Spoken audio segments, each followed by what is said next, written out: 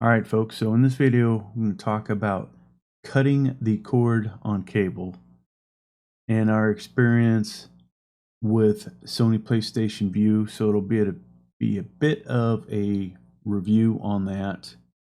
A little background: about a year ago, we were getting cable bills up near $200, and I said to the wife, "Hey, let's look at some different options." So started looking at the different streaming services, Hulu TV, YouTube TV, Sling TV, and eventually Sony PlayStation Vue.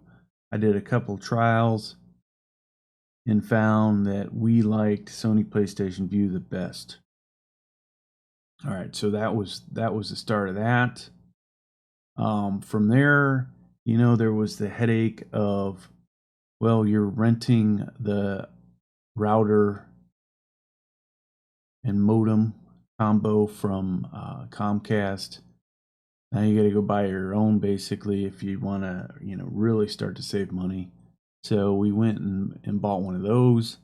Getting that set up was a little bit of a headache, but it is working fine now. So that saved us an additional, I want to say, $10 a month, whatever that dollar amount is. That was one of the wisest changes we made.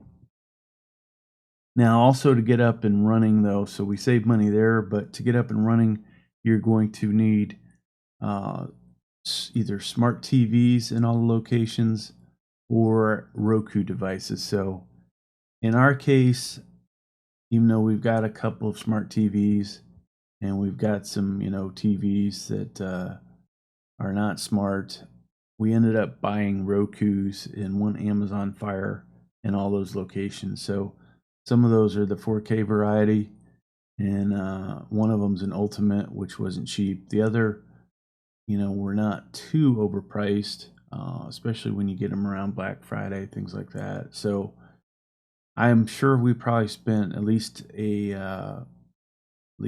$300, I would say, on all the Rokus. Might be a little off with that, but so there was that initial investment. Now, does everybody need to do that? No. But if you have quite a few TVs like we do, then you're probably going to want to do that. So we've got a TV outside, got a TV in the basement, have a TV in my office, have a TV out in the living room, etc., etc. So for all those, either they needed to be a smart TV or they had to have a Roku. Now, obviously, these services, you can watch them on your laptop, you can watch them on an iPad, you can watch them on your cell phone, and there's probably a few other devices out there that I did not mention, but lots of ways to watch this feedback. So that part's been incredibly awesome, I must say. I cannot complain at all about that aspect. Now, let's start looking at Sony PlayStation Vue.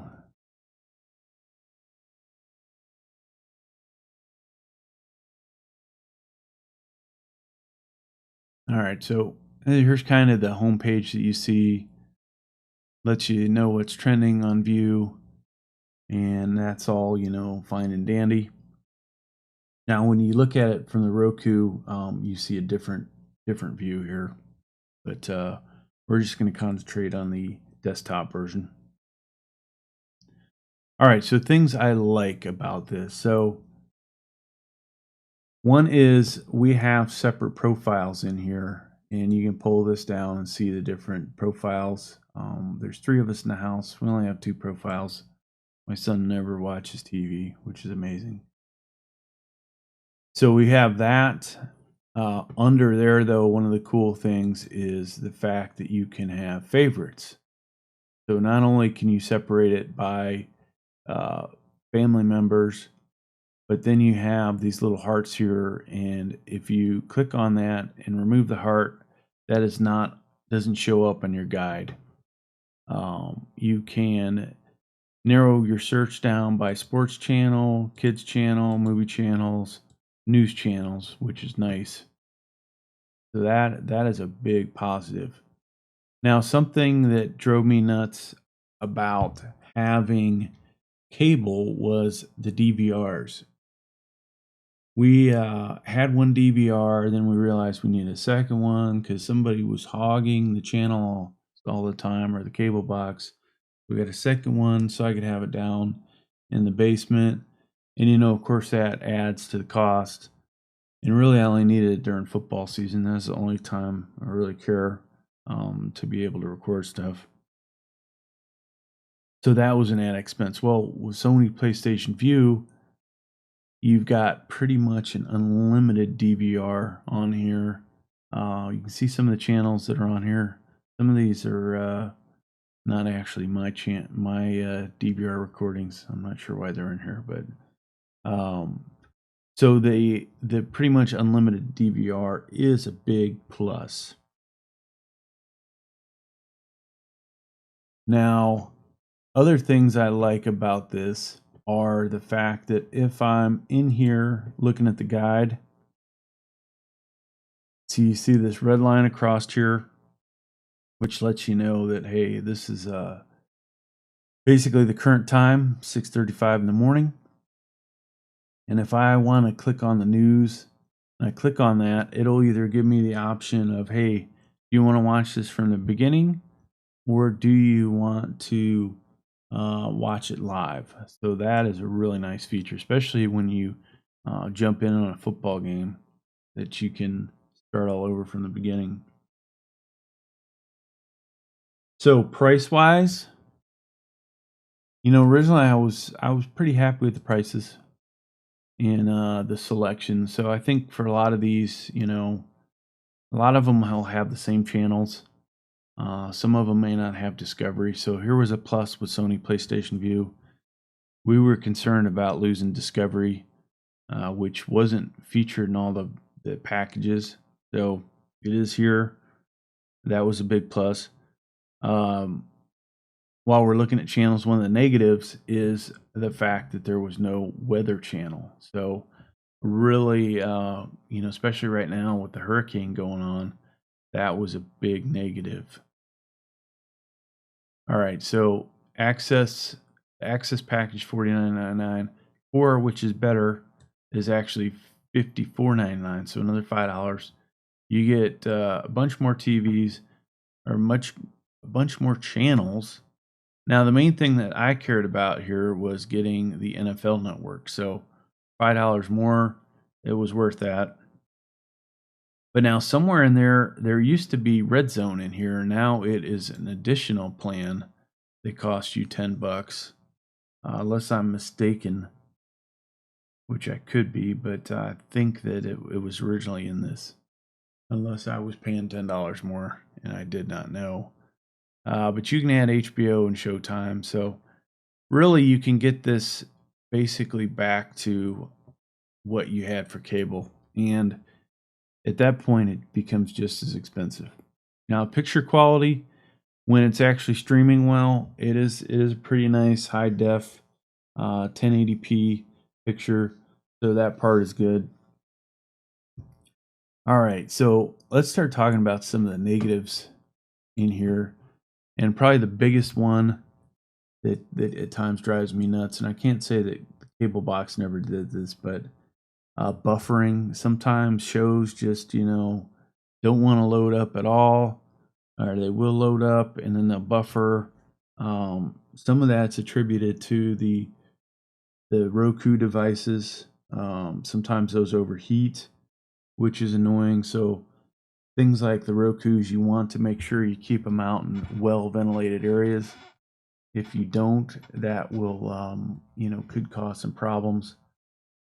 I find that one of them, the more expensive Roku, that I'm always rebooting that thing, it seems, which is annoying. And I don't know how good having all these devices connected up to your Wi-Fi, if that slows anything down. Obviously, I think there's a limited number of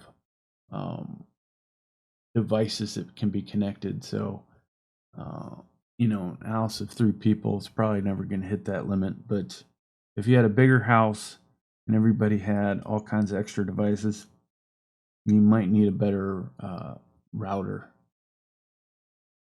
All right, so other things I don't like, from cable, the channels were always on the left. I, years and years of that. I kind of miss that. Not sure I like it across the top, but at least, when you do the favorites, you can narrow it down to the things you actually like. Now, some of the things here, it's almost repetitive. You got channels, live TV, guide, right? So these two are really similar. And, when you go in here, this is just kind of busy. At times I wish the icons were a little smaller. I don't know if you can adjust that. It is nice to see a picture. And if you narrow this down to just your favorites, like over on this one, then this really works well. But when you don't have it on favorites, I think it's kind of like, hey, where is all the there's just too much going on. A little too busy for me. All right, some other negatives. So with a cable box, that thing, usually you just leave it on. You turn your TV on. If it's set to the cable box for inputs, you're ready to rock and roll as far as finding channels.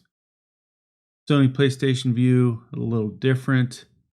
Depends obviously what was, last watched. If you've left your Roku on, if you haven't, if the Roku's overheated, which is, actually kind of a common thing.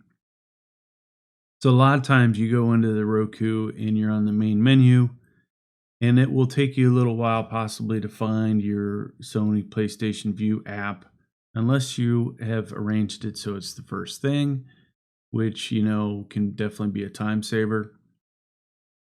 Now going in there, loading up, and eventually finding your channels. So there's a little more effort put into it, we'll say. And for older people, that may be a little bit more difficult. It's something, to consider, that they may be better off with just a regular cable box. Now, as I kind of mentioned, Roku's can overheat. Very common here. Definitely want to keep your Roku in a well ventilated area. And even then, you'll find when you leave it on day by day by day that you may have to reboot it. So probably not a bad idea to unplug those. All right, so if you have quite a few of those, who knows what effect that has on your overall Wi-Fi at the house, right? So there's some limit to the amount of devices that can be connected to your router, and because of that, you may need to occasionally unplug some.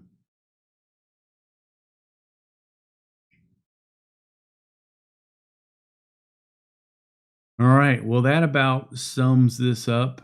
I hope you got something out of it. I hope it helps you make a decision. And honestly, we have not even thought about going back to cable since we left it. And we are always thinking of ways we can save money here and there.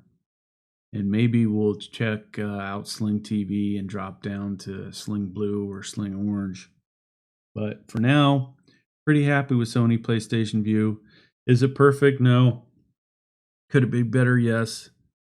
One thing to note that I might have forgot, something that would speed up getting into Sony PlayStation Vue. You see on the bottom of the Roku buttons, a lot of time there's a button for Vudu, Netflix, maybe Amazon, and Hulu. If there was a Sony PlayStation Vue button down there, that would definitely make a huge improvement in how quick things load up. I do believe that there are companies like Sofa Baton that makes remotes, which I have featured on here, that you can, I believe, program it so that it would pull up an actual Sony PlayStation Vue app. I haven't tested that out, but I think it's probably possible because I've used that that remote to be able to turn my TV off, turn off my stereo, and adjust the volume on my stereo. So has a lot of capability and may potentially be able to load up that app. All right, thanks for checking out the video.